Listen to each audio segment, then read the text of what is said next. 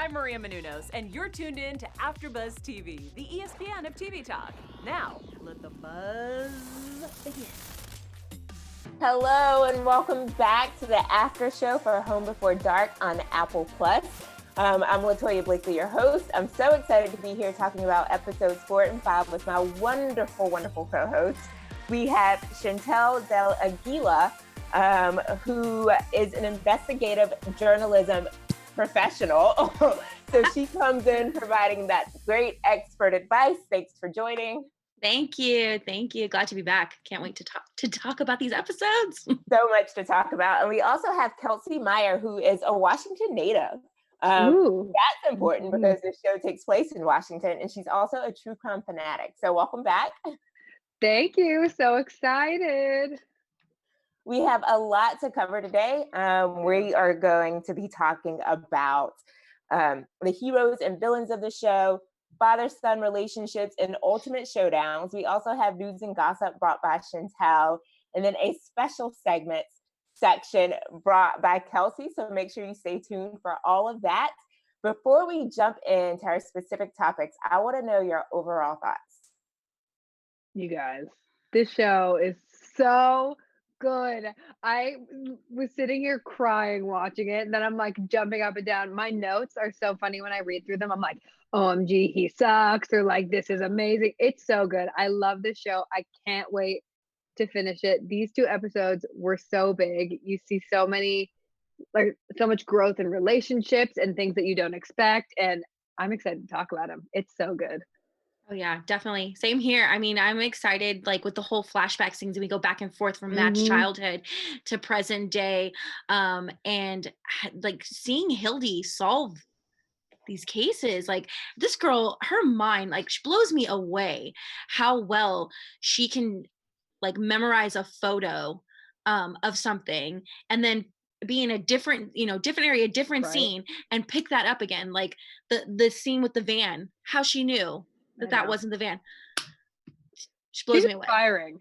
She is. I know. She is. For sure. I agree with both of y'all. This show is so good. It's so well written. And it does a really good job of like surprising me. There are things that happen that I like never saw coming. And so I'm really enjoying it. And I'm excited to talk about this today. Heroes and villains. Like this show has a good mix of both. Right. So we have those people who are stepping up to the plate and are going to bat for others and really working hard to figure out the truth and to be there for those who can't be there for themselves. But we also have a couple of characters who, for whatever reason, it just seems that they have not done the right thing. And especially one character in specific who has proven himself to definitely be the villain of the show. Let's start with Hilde. We meet Hilde in episode 1. Right away, she isn't afraid of anything. She's a truth seeker. And in episode 1, Penny Gillis dies. And it's Hilde's mission to figure out like what happened. So she shows up as a hero for Penny and figuring out what happened with Penny. She shows up for a hero for Sam by figuring out that Sam and Penny have been extorted. And she's really working hard with the ultimate goal to like clear Sam's name. What do you all think about Hilde so far and how hard she's working and the things that she's faced specifically in episodes 4 and 5 to kind of tell the truth and to find out the truth? I love this girl. I mean, for me, what really stuck out in episode 4 was the whole everything with Birdman. And she's 9. How does this girl have so much understanding of the world? So like her street smart. She's so empathetic. She's just on a whole nother level that you're like, holy cow, you are incredible. All she wants is the truth. She's a good person. She wants the good people to succeed. And she's amazing. That whole scene, the whole Birdman scene where she finds out that like her dad was the one who like started calling him that and this and that. And you can tell she's just like, oh, I'm so sorry, I didn't know that. For me, I'm like, girl, she really is the hero. She is the hero and the main hero for me, like of this show. She's inspiring. She's just has a good heart, and I'm like, you're awesome. You're so awesome. And then at the end when she is crying and her mom's like, oh my gosh, honey, I'm sorry, and she's like, oh no, that wasn't scary. I just am worried for dad. Like, I want to help dad. She just wants to help. And it makes, like I said, it's inspiring and it makes me want to help. And I'm like, man, I should be like Hilde. I want to be a better person. She's awesome. Yeah, she's very empathetic and sympathetic towards others. I mean, even when she first hears about Birdman, Al, I go remember butcher his last name. I So know, right? Wire Gillies or something like that. Something like that. But Al Birdman, we'll call him Birdman. And she first hears about him and how he's, he was strange and people didn't like him. She went into that, not having that mindset and stuff like that. Just really trying to find out who this person was. And then hearing from him personally that, yeah, her dad was the one who gave him the nickname at first. And her dad was kind of like a bully, a part of the group, that were kind of bullies towards him. Really showing that she cared and that, yes, kids, they don't make the best decisions and they do get influenced, but she's not like that. Don't underestimate her. She's not like other kids. And you see her character developing more and more as we go through these episodes. Again, being very inspiring, like you mentioned, and being very caring and open and giving and listening. I think that's her biggest thing. Is even at 9 years old, she's such a great listener, and she picks up on those key things. And that's what's really been helping her get along in this investigation, is remembering little key things that people are saying. So. Well, the apple doesn't fall far from the tree, and we get to see more of Bridget in episodes 4 and 5. We find out early on that she used to be a public defender. In my mind, once an attorney, always an attorney. So though she's not practicing, though she's not currently practicing, it still lives within her. And so in episodes 4 and 5, she decides that she can put her skills, knowledge, and experience to use, and she decides that she wants to help Sam. So in episode 4, we see her go to the prison and she tells him basically, like, I'm the kind of person that has to do what's right. I cannot sleep at night knowing that you're in here and you shouldn't be in here. And so like, I'm doing this just as much for me as I'm doing it for you. What do you all think about Bridget and Sam, as well as what the prison has asked of Sam? Oh, it's gross. I was gonna say I stand by Bridget. I feel for Sam, and I can totally understand. That was, Penny was his little sister, and that's all he had left, and he just wants to be there for her in her last moments. Be there at her funeral. But I disagree with his decision. I think he should have went forward with the case, with the way the prison's been treating the inmates, especially him. And I know she was looking out for him. She even discussed with him. She was like, look, I'm going to try to get you a little something so you can get back on your feet once you're out of here. It's hard. I've never been in a situation like that. So I can't understand really what Sam was going through, but I see that Bridget was trying to do the best thing that she could. And it wasn't even about her. It was about taking care of Sam. Sam so much seems like, him being the big brother, he took care of his little sister, when they were younger and stuff like that. And now Bridget sees that, she's like, now it's your turn to kind of just take care of yourself. And she was giving him the opportunity, but, he ended up saying no, and he signed the paperwork for the prison and was able to be there for his sister. We'll see where it goes from there. We'll see what happens with Sam next. So I'm just so annoyed at the prison. The prison's gross. That whole thing was gross. And then when Bridget goes in there and she's defending Hilde to whoever, like the chief, like the head of the prison is, and he's like, oh, your daughter wrote an article. Yeah, the warden. And I'm like, get it, Bridget, get it. I mean, I think I told you guys in the first couple episodes, I'm like, I stand Bridget. She's phenomenal. I love her character. She's the glue, I feel like, for this family, kind of the same glue. And she's going to do whatever it takes to make sure everyone's happy and they're like a well-oiled machine, right? And I love her. And I like that you get to see her putting her powers to work with Sam. And in this episode, you're like, oh yeah, she's smart. She knows what she's doing. And I don't know what I would do if I were in Sam's shoes in this situation. I might have gone as well. Like, I totally see where he he was at.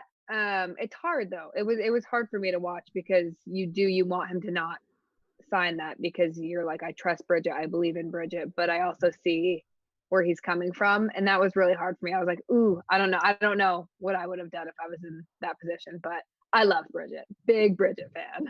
Yeah, I Yeah. think we're gonna see more and more of her kind of I do standing too. up and making an imprint in this town. You Mhm. know, Matt is so involved and he has so much history, and you know, everybody just kind of looks at her like, oh, that's, you know, that's your wife. Like she doesn't know anything. You didn't share anything with her. But more and more, I think as we dive into, you know, more episodes, she's gonna start being more prominent I think so too. in the community. And I'm Mhm. happy to see that because I do think that Bridget's character started slow. I felt like we knew a lot about her in terms of like facts about her, but we didn't really get to see a lot of her personality. Mhm. But now that we're seeing it, I like the way that it's developed. So first we got to see her as a good mom who supported her daughters. And then we got to see her as a good wife who supported her husband. And now we get to see her professional side coming out as well. Mhm. So I Yep. do like the development of her character. Same. Let's move on. So now we have Birdman. Episode Yep. 4 is basically all about Birdman. Mhm. The tape has been destroyed by Frank. And so Hilde and Donny and Spoon are on a quest to get love the that. original or to get more copies. And Yeah. so when they're watching the original video, they see this unknown person at the very Mhm. beginning of the tape. They find out it's Birdman. They track him down. And by finding him, they find out what happened to the original tape. What do you all think about Birdman? And what do you think about the what happened to the tape? I feel so badly for Birdman. I'm like, oh, it put a pit in my stomach because just watching that whole thing and the flashbacks of the kids picking on him and stuff, because you know that stuff is real, you know that's like that exists, and oh my god, it just tore me apart. I was like, oh my gosh. And then he talks about how the $40 that the sheriff paid him like ruined Sam's life and his life. You know, I mean, how is that not going to haunt you for forever and ever? Mhm. So that was gross, and it just makes you hate more and more and more the sheriff. You're like, ooh, you're a nasty, nasty person. So, I mean, this part was huge because you're going to see I think the progression, obviously, of the sheriff just going hopefully downhill, but like that whole thing blow up. But yeah, that was nasty. That was nasty. But I like Birdman. I felt badly for Birdman. I was like, oh my gosh, this man. But then I also thought that Hildy kind of came in and changed that a little bit because then of course Matt comes back and calls him his first name for the first time. He's like, I think that's the first time you've ever said my first name and not called me Birdman. And so I'm like, that was Hildy. That was Hildy's doing. So it was a cool scene. I enjoyed this episode a lot with him. I agree. I like Birdman as well. I thought, you know, going into it, you know, I didn't know what to expect. I didn't know what to expect, what he'd look like or how he'd Mm. act. And of course, when they did a little research on him and they found out like he had a bit of a criminal record, you know, that's a little scary. But I love the fact that you can tell this character, even after everything that happened at a young age, being picked on, and you know, not the cops not believing him, kind of just hushing him up and stuff like that. Like he didn't have any resentment towards anyone, you know. He That didn't change his character. He still grew up with the fascination of birds and he still kind of kept to himself and everything like that. He didn't have any harm or like any animosity towards Matt when he saw him again. That great moment when Matt does call him by his first name, Al, you know, was a really inspiring moment. It's like, wow, you can see that they both grew in that moment, you know. Neither of Mhm. them held those grudges or felt a certain way, and they let bygones be bygones. And I love the fact that his original reason as to why he put a camera there was because he just wanted a bird I watch. know. And it ended up, you know, causing this huge like case to happen. It was because of that one video. They now have some type of evidence or something to show what happened the night of Richie Fife's kidnapping. So I think Birdman's still gonna play a huge role. I don't know how yet, but I think he's pretty significant and important. If they do end up opening up this case again, I definitely think he's gonna be there to Mhm. speak, and he's I gonna. say something. I just love Birdman. And I Me think too. that him as a kid, he was so cute and so innocent and like so good Yeah. natured with good intentions. Um, the scene with him as a child and Sheriff Briggs when he's turning over that tape and he just wants to do Breaks your not heart. even it's not even about doing the right thing. It's about like finding his friends and like helping Sam. He's like, I just want to help Richie. I just want to help Sam. Like this is a tape. Hopefully it After can they help. picked on him, right? Right, That's what right. I'm saying. He never has any animosity towards anyone, Yes. like at all. He's just a good, kind-hearted kid who has a fascination for birds, and unfortunately, that is what got him picked on it. And it's terrible. It's terrible. Children are so mean. I know. But like I said, it didn't crush his soul. It didn't ruin his character. He's still a very good person. It just sucks how this town kind of looks at him and thinks that he's this strange human being. And so the exchange with Birdman handing over the tape to the sheriff really shows us just what a villain Sheriff Briggs is, because he Yes. is the villain of this series so far. Oh yeah. I mean, yeah. he threatened a child, like Yeah. threatened to bring criminal charges against a kid that may have been like 9. I'm not sure how Right. old Yeah. Al was then. And then he bribes him with $40 Yeah. to keep his mouth shut. Nasty. Well, you Yeah. can see Yeah. that Sheriff Briggs, Frank Sr., uses his position as power Oh, God, over yeah. these children, Yeah. because that's not the only time that he's done that. He actually does that to Mm. Hilde too, when she's in the police station. We take these crimes very seriously here. It doesn't matter if you're a kid or anything. So it's like he knows what kind of power he has. If he were stripped of that, he wouldn't Yeah. have anything, and it'd be nice to see something like that happen maybe later on. Let's just side note for 1 second. I want to talk about the age progression that's happening in this series. So before I watched episode 1, I read an article that talked about like makeup to age different characters. The sheriff is actually older and they age him backwards, right? Really? I think so. I mean, it looks like he's wearing a lot of makeup. When he's younger though, right? Yeah. Okay. Because that's the same with Matt's father. It's the same guy who plays Matt's father And they do the now. Then the flashback, it's the same guy. He's just the same guy, like wig and everything on. That's but they've aged backwards. Yes. Okay. And then the mayor, did they age him backwards or age him up? I feel like they aged him up. He looks old, like yeah. I think so. Yeah, I was gonna say, because the mayor now, when you recall the scene that he's sitting in the principal's office with Hilde, his face looks fairly young, besides the gray hair, and then you get the flashback scene at Syl's shop when he's picking out a bike for his son Richie, and like his face looks again flawless. Right. He looks like normal. Yeah. Yeah. I feel like I almost kind of like that though, because it shows how like withered he is and how troubled, and it's like that's taken a toll on like him and his body and their whole like their family dynamic and relationship. And you're like, ooh, And that's a good point to lead into the next thing. But before we do that, I just want to take a moment to thank all of our viewers and listeners for tuning in. We could not do this show without you. You can find us wherever you listen to your favorite podcast. You can watch us on YouTube. Please leave comments. We like reading them, responding to them.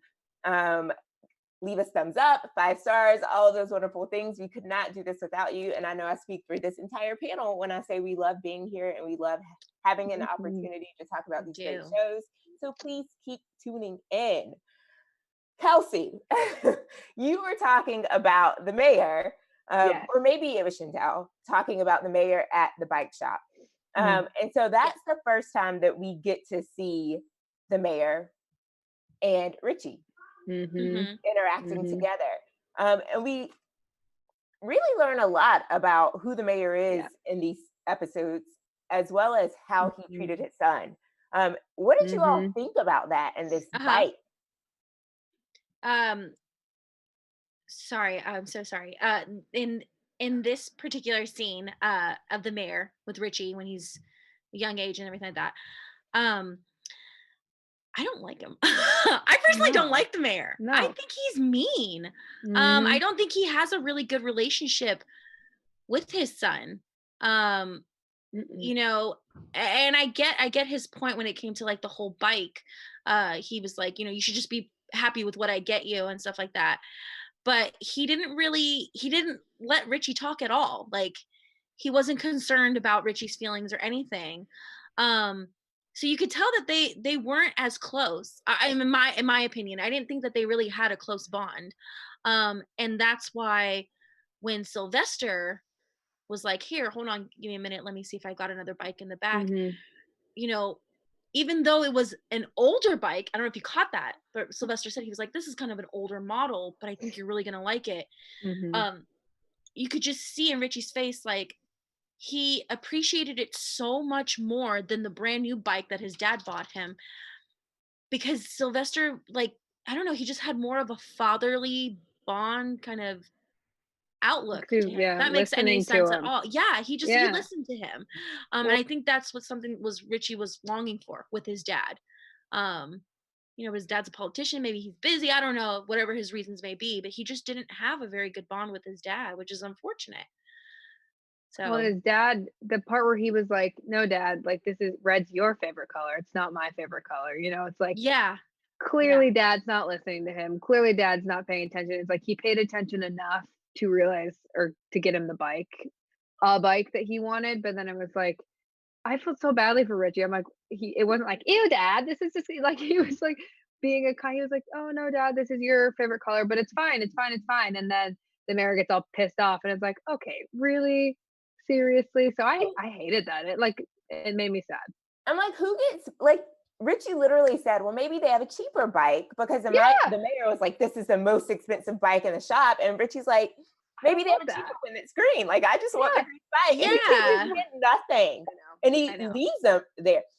So I just want to say this. I hate when people are like, if you get a gift you don't like, and people are like, it's the thought that matters. Well, if someone that really knows me, or spends a lot of time with me, or is supposed to be really close to me, buys me a gift that I absolutely hate, then you're right, it is the thought that counts. And the thought is that either you don't really know me, or you don't care, or you don't listen, or you don't listen. Well, I think that was the big picture, is the fact that his father doesn't listen to him. You know, and that's all he wanted. He just wanted his dad to listen to him. It didn't matter how much the bike cost, or how pretty, or brand new, or anything.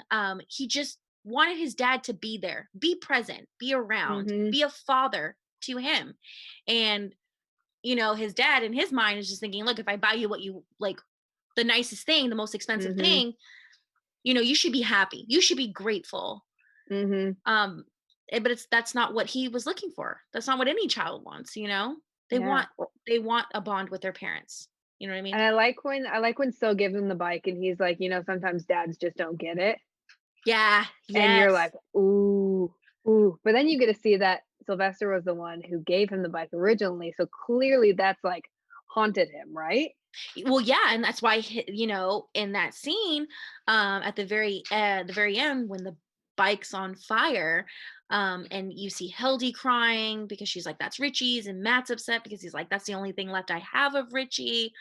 The dad, you know, his dad even mentions in the next episode, you know, well, you know, it's cursed. Like, I feel like it's my fault that I cursed Richie, and I don't want that to happen to my granddaughter, you know?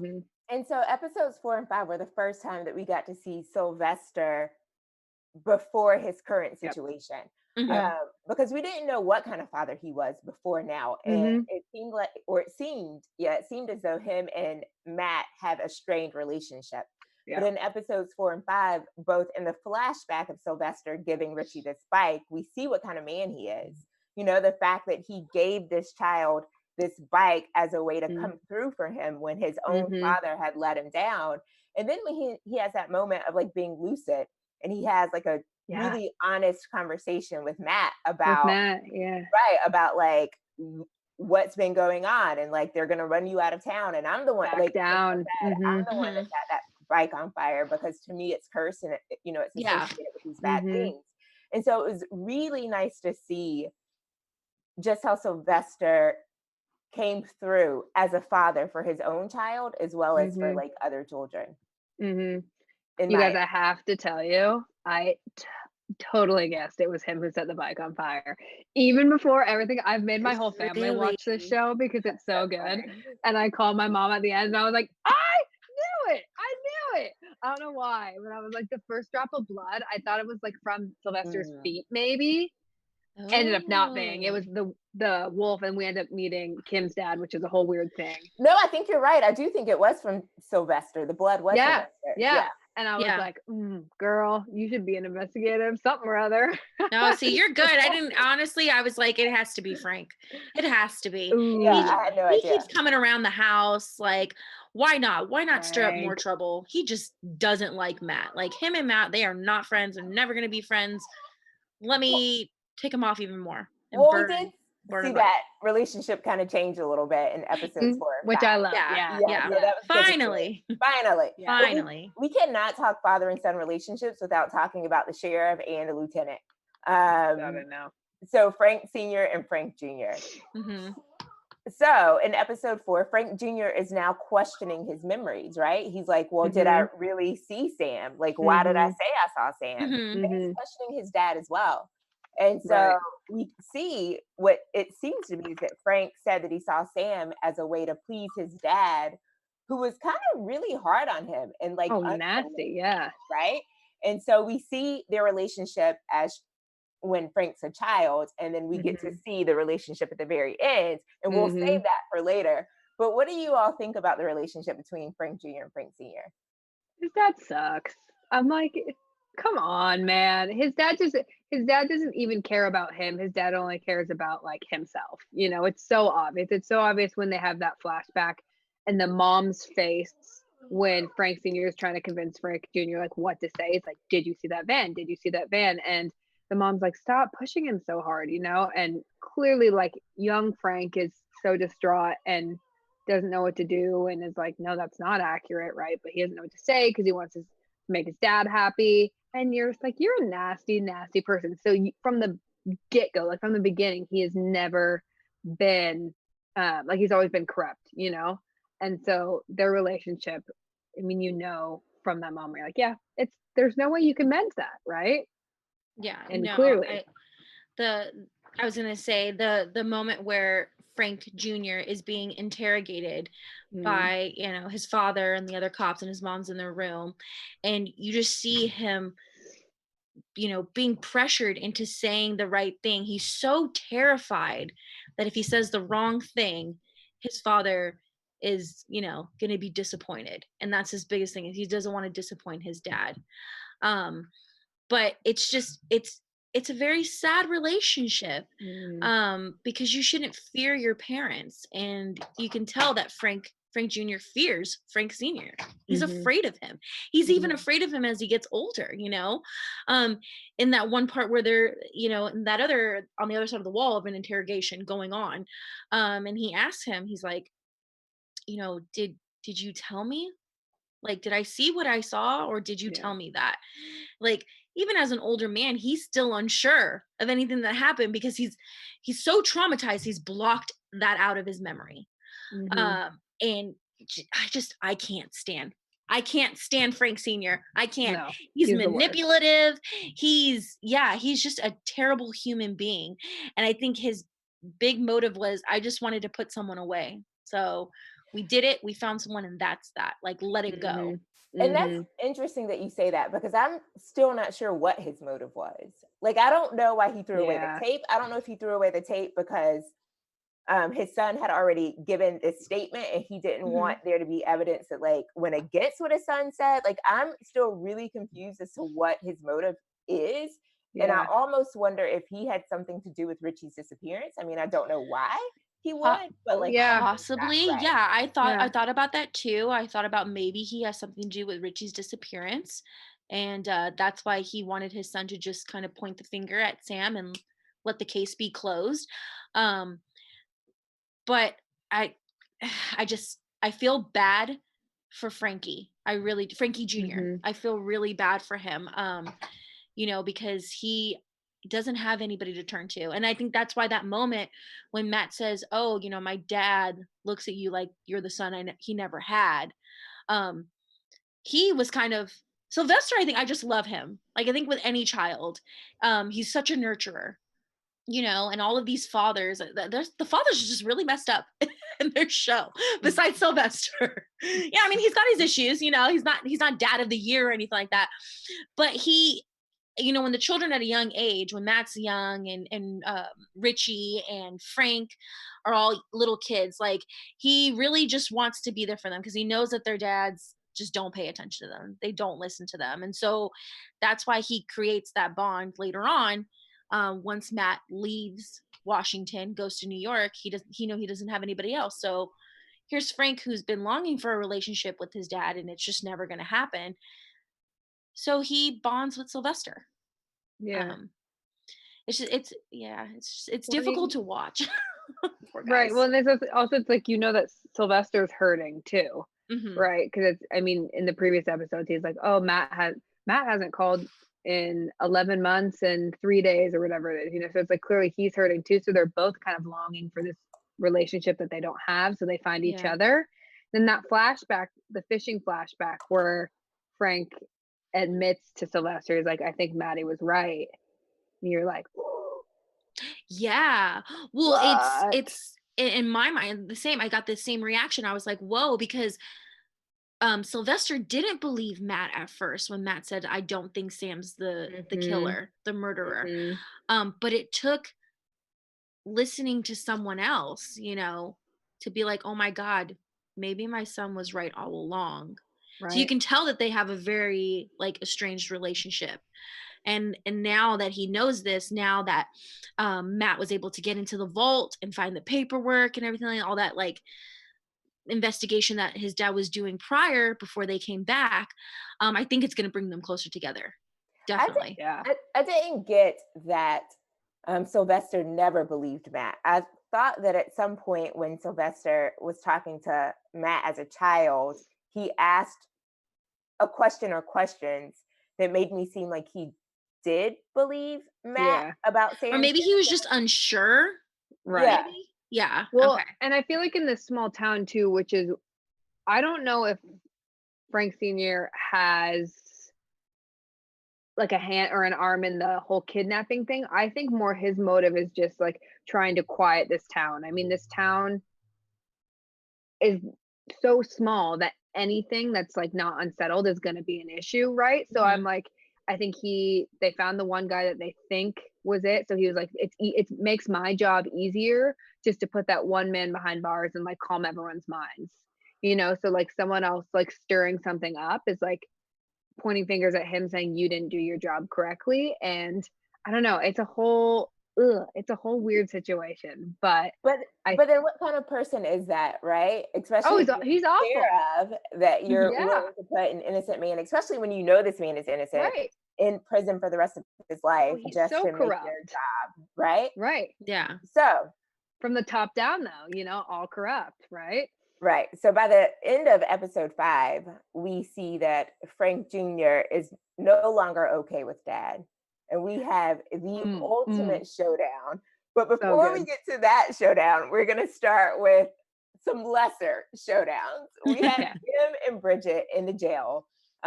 Bridget's coming out from seeing Sam. Kim is going in to see Sam.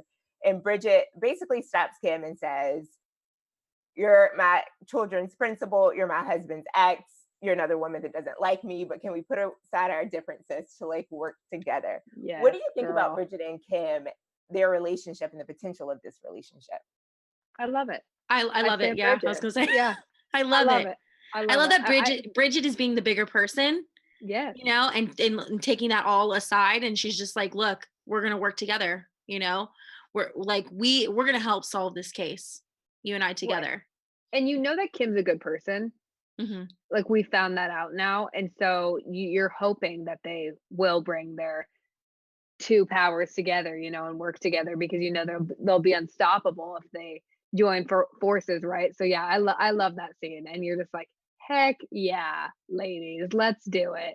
And they do, and Kim's response is great, and I don't know, I think it's good. I want to see how their relationship plays out. I'm excited for that. Yeah, Do y'all oh, go ahead. remember when Sylvester, when he sees Bridget and he's like, The blue eyes. house, right? Yes. He says, like, what happened to Yes. the one with the blue eyes? And then Mhm. Bridget's like, her eyes aren't even that blue Yeah. after she meets Kim. I love that's what I'm saying. She could totally be this person who's like, oh, I just hate this town. I hate everybody. Everybody like is reminded of the past, and I'm not part of the past because I'm not from here and stuff like that. This is my husband's past. But she pushes that aside and is just like, you know what? Whatever happened. Right now we're gonna focus on this, and right now it's trying to figure out what happened to Richie, because that's what's important to Hilde, and Hilde's important to her, and so important to Matt. And important to Matt. Yeah, exactly. So no, Bridget's like I think one of the most genuine people in this. I mean, there's a handful of them, but Bridget just is like, I love her. She's great. She does everything for everyone else. I feel like she's a selfless person when it comes to like her family and her relationships. Yeah, I completely agree with that. And because of the support that Bridget gives Hilde and Matt gives Hilde, Hilde is able to be the rock star that she is. She's the smallest person in this show, and she's probably the most fearless. And you cannot talk about showdowns without talking about Hilde. And she has more than one showdown with the sheriff in episodes 4 and 5. The first one is at the clam bake during the Q&A. Yeah. And the second one is in that salvage yard when she sees the sheriff destroying the only physical evidence that Sam is innocent. What did you all think about those two situations? Just what was happening, the way Hilde was like standing up to him, and then of course the way the sheriff responded to her. Hilde's badass. She's just like she's so awesome. She really is fearless, and the sheriff's so nasty. I mean, we've all talked about how much we hate him. So you just want to see her succeed and him just keep getting like shoved down, right? You're like, heck yeah, Hilde, get on that. Because the other was Spoon and Donny like run away, and she's left there, and she's like, you're not getting away with this. Like, I saw this, and I'm just like, hell yeah, girl. She's great. I think that the sheriff, it's the first time that the sheriff is like actually scared, for his past, for what he's done, for his like future, because of Hilde. And I think that's so awesome because of this 9-year-old who just rocks. So they were good showdowns. And then at the clam bake too, when Matt comes and like ends up standing up for her, you're like, oh yes. Oh, I just love it. I love it. Oh yeah, Ellie and I. This is Ellie. Hey Ellie. Hi, Ellie. We're at the edge of our seats, okay? We're at the edge of our seats during the clam bake. When Hilde goes up and she's like, "I have a question," and they hand her the podium, and and she's like, "Why? Like, why did you do this? Why wasn't the tape released? Why wasn't it used in court?" I was like, "Go, Hilde! Like these questions should have been answered back in the '80s when that crime happened," and and I think it's going to have the whole town asking why as well. And we're probably going to see more characters show up and try to get involved, because the sheriff, his whole purpose is to, just make this go away. Just quiet it down. Like, look, the case is closed. And then at the junkyard, at the salvage yard, first of all, I was like, your dad gave you a camera. I know. Like, why didn't you take a picture? Like, I wish I had my camera. I'm like, why don't you have your camera? I know. I was like, smack you in the head right there, child. What's wrong with you? That was the purpose of the camera. So, journalists, rule number 1, always bring a camera. You always record the evidence. True. But I think in that point, Donny and Spoon, them running away, that was her whole purpose. That's why she had that horn, because she didn't want them to get in trouble. She was like, look, I can face the sheriff on my own. Like, let me deal with him. And she told him, she was like, I know what you're doing. Like, I know what you're hiding, and you're not going to get away with it. You're not. So I love those moments when Hilde like stands up against the sheriff. So it's like, you have the heroine. That's such a good point. And I love that Hilde literally always has the last word, because every night she puts out this magic hour chronicle and she gets to sum up what's happened. And so I forgot to mention Catherine and Anne Marie when we talked about heroes and villains. Oh, yes. But Catherine is the daughter of Sheriff Briggs, who I think we meet Catherine in episode 5. Okay. And so we see her briefly when the mayor and the sheriff are talking, but she comes back at the end of the episode when she shows up at Hildy's house, and she has read this newspaper and she has information for Hildy. And the information that she tells us is that she saw her dad watch the video. She saw him throw the video away. She fished it out of the trash and gave it to her mom, who held on to it for all of these years, and finally turned the video over to Penny when the mom was dying from cancer. Well, and that explains how Penny got the video, because that was a huge question from the very beginning too, was, you know, how did Penny have this surveillance video and no one else, and no why? one else did, and why exactly, and why so that explains that. So Hildy takes this information and she writes her newspaper, which includes this information that Frank Jr. then reads, which leads him to the ultimate showdown with his dad. Amazing. Well deserved. Yes. I think this is the moment we've all been waiting for, to be honest with you, is to see what's going to happen between Frank Jr. and Frank Sr. You know, you've kind of had this hold on your child for so long.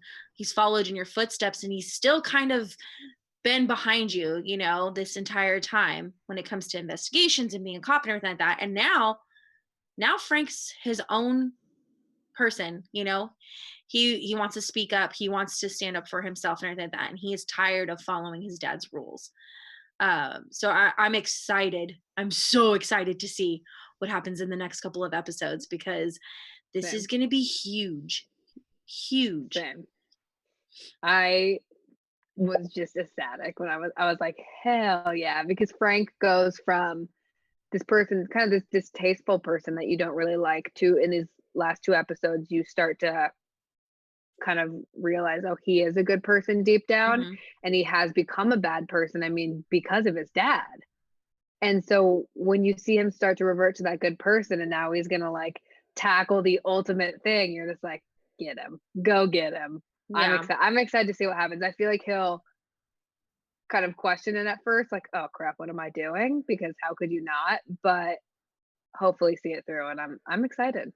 It's what the town needs. I just love that he told him, like, your time is over. Like, and he did it in front of everyone, and he was forceful and like factual. That's what I'm saying. Yep. He just decided, I'm going to stand up for myself. You know, I'm going to. And for what's right. Yeah. Exactly. Which is what's always been right. Yeah. I think he thinks, you know, I couldn't do anything back then, you know, because I was a kid, I was innocent, and I didn't know right from wrong. I just wanted to make sure that I was making my dad happy, to now being like, okay, I may not be able to change that past, but I can definitely change what's going on now and into the future. Like, I can make a change when it comes to this case. And so I think, like I said, he's going to play a big role. I think he's going to be a part of the whole like Lisco family in the sense, and help solve this investigation. Yep, definitely.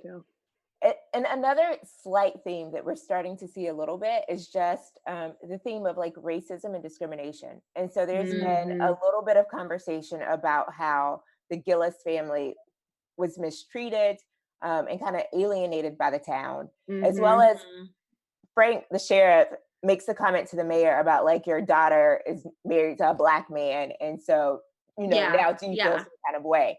Right. And so at the memorial for Penny, her last wish was to be buried in the center of town and for this tree to be planted. And she said that that was her wish because the people in the town could no longer ignore her or pass by her. And to me, that was so powerful. And I had that as like the in the ultimate showdown category, because it was in a way, right? It was like her way of standing up to everyone in this town and saying like, you don't sticking it to them. Yeah. Right.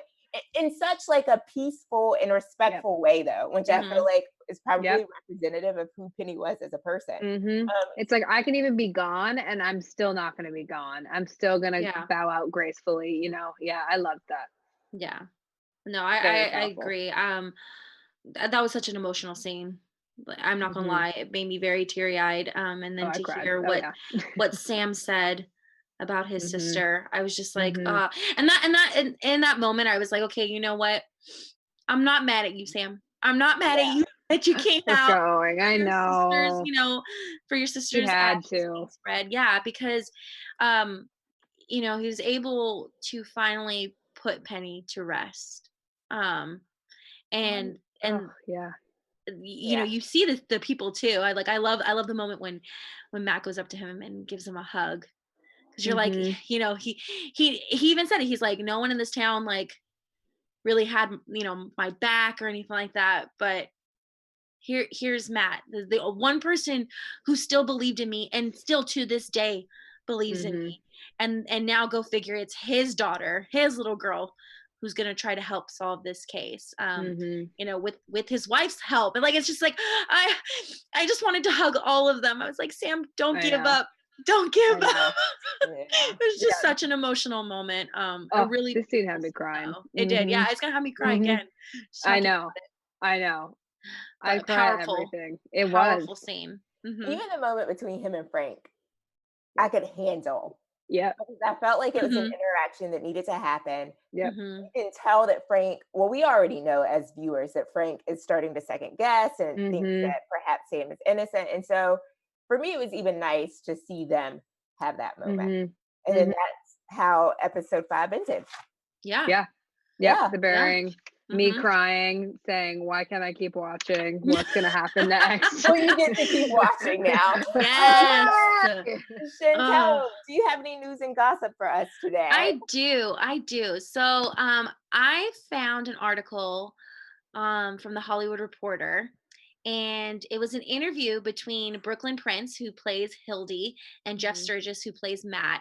There was just a part in this article that I really want to share with you guys. It talked about their first meeting, their audition, actually Matt's audition, because Brooklyn had already gotten the part as Hilde, and they were looking for someone to play Matt. So Matt's audition, and it just talks about this bond that they created right from the very beginning, and how crucial it was for the two of them, because it really is displayed and you can see it throughout the show. It's great because they talked about kind of doing like this whole trust thing at the very beginning, asking questions about each other's families, getting to know them a little more. And then as you know, after Matt did his audition and he walked out, Brooklyn Prince right away was like, oh, I hope Matt gets the part. And the directors and everybody was like, oh yeah, he's playing Matt. Like it's just such a great bond. And I think it's so crucial and so important, because Sturgis talked about, you know, when he goes into play roles and stuff like that, and he goes into audition, it's always about him and him having to bond with the character who plays his significant other or something like that. So this is different for him, because now he was going in and he had to bond with a child, you know, a little girl who's going to play his daughter. So that was definitely a challenge for him. But he did well, because, I mean, hey, he's Matt, right? He got the role. But it was also really interesting in the article too, that they talk about meeting the real Hilde and her father afterwards, and seeing the type of bond that those two share as father-daughter, but also on an equal level of being a journalist. Like they explained that Hilde, the real Hilde, her father has so much respect for her as a journalist. He treats her as an equal being. So if you guys get a chance, definitely go and check that article out. I thought it was super amazing. Sounds awesome. Yeah, just, and it goes to show how important it is when characters play these roles, and how important it is for them to be able to connect with each other, because you can have great chemistry. Exactly. Yeah. But you know, it's behind the scenes too that makes it so much more. Definitely. So that's awesome. Kelsey, will you take us into our special segment? Yes, I have some more children who help solve a case. So this one, I'm going to read the little segment. It's cute. It says, Filing into classes on Monday morning in 2005, 20 grade school students at Brooksland State School in Queensland, Australia, noticed that someone had slashed their tennis court nets. Unfortunately for the perpetrator, the kids had been taking a forensic science class that term and knew how to secure the scene and collect evidence. They photographed footprints on the court and turned them over to the police. When the thief returned a second night to steal food from the school, police caught up with him and matched his shoes to the prints the kids had given them previously. Justice was served. That's amazing. I'm that sorry, awesome? but where were we when we were children? And I was I never know. offered a forensic class. Right. Never. I know. Grade school, I'm Seriously. like, okay, amazing. We I'm gotta move to telling you, Australia, clearly. Kids nowadays, like geniuses. You gotta look out for them. Right? For real. You all have been amazing. So thank you for You joining too. me again Thank today. you. It was super exciting. There was a lot to discuss. This show is so good. Apple does a really good job with their content in general. Like they don't have a lot of content yet, but They don't mess everything around. is so good, right? Mhm. It's time for us to sign off. So where can our